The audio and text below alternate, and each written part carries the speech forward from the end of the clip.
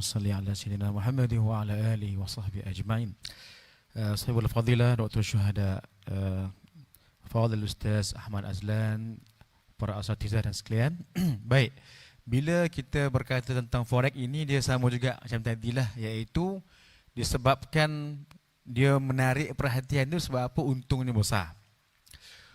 Dia takkan, kalau kecil-kecil tak jadi, dia jadi besar. Sebab apa? Dia ada satu elemen dipanggil elemen leverage. Leverage ni apa? Tuan-tuan memang tak ada duit. Tuan-tuan ada RM20 je, saya ada RM500. Ataupun kita akan convert ke dalam dolar lah. Jadi $100. Kalau untung 10% dapat $10. Tak boleh kaya tuan-tuan sekalian. Tak cukup nak beli Tesla dah, tak cukup. Nak Azia boleh lah. Ataupun apa, Aruz ke apa kan. Tapi kalau ni nak beli Tesla ni, tuan-tuan sekalian, memang cerita besar ni. Jadi kaya. Jadi dia akan leverage. Apa leverage tu? Duit kita $100 akan digandakan jadi $100,000 ataupun $10,000.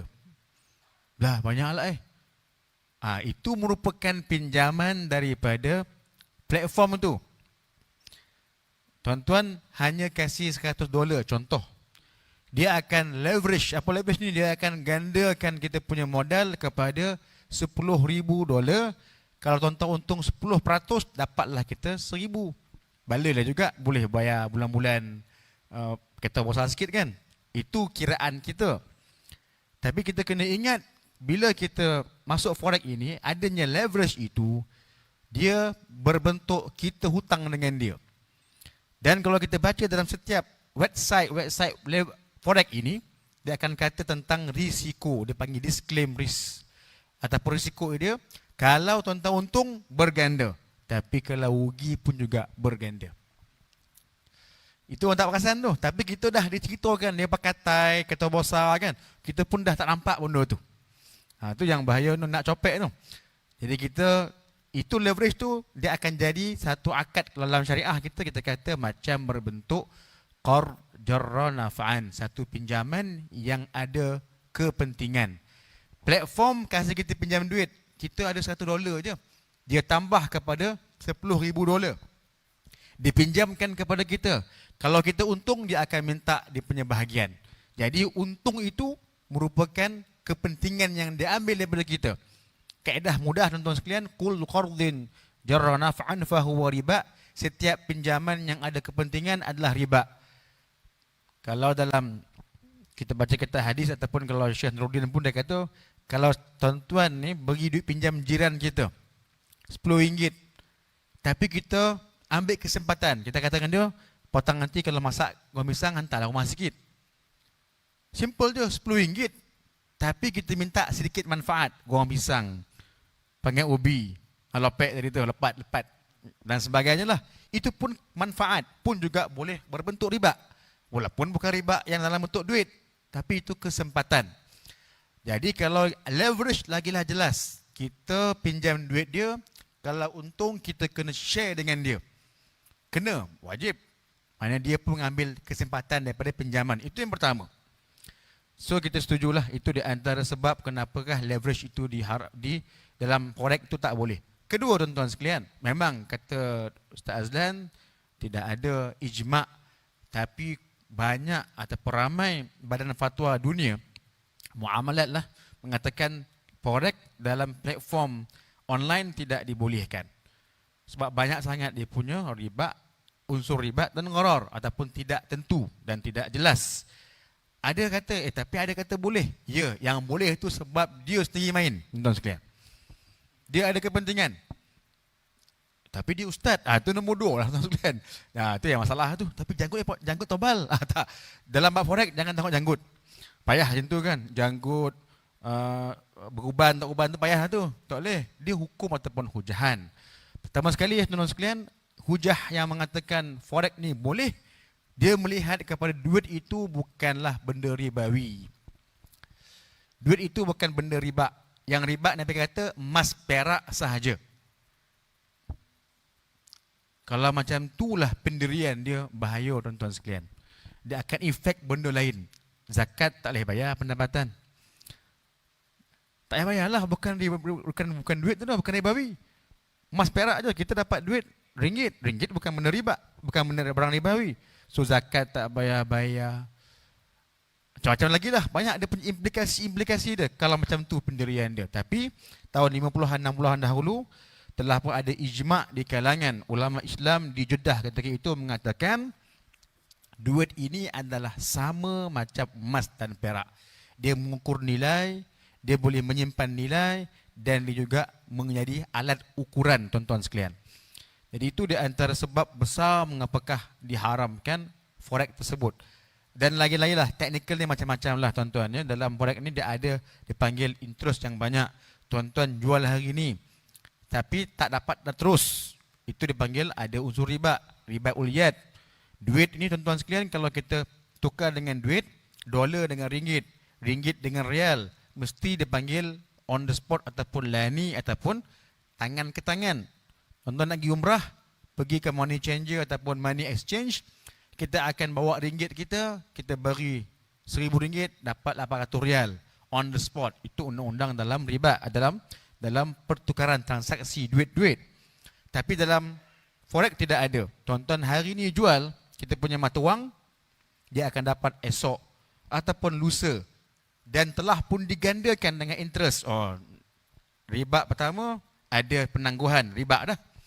Ada pula gandaan riba fadhal pula. Jadi banyak riba yang berlaku. Oleh demikian, bagai langkah yang lebih selamat, tak payah terlibatlah. Saya ada kawan tuan sekalian, alhamdulillah, ada kawan yang memang masuk forex, bukan masuk, dia ada antara dipanggil champion lah, champion.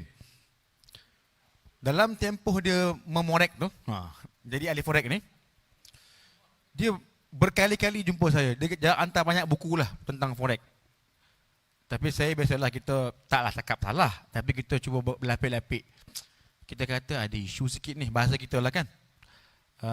Kita pun tak nak kata haram, kan takut lagi tu. Kita berlapik-lapik, cuma kata ulama' kata tak boleh. Banyak unsur-unsur sekian. Dan online ni, dia punya pusat pula kadang-kadang dekat Rusia.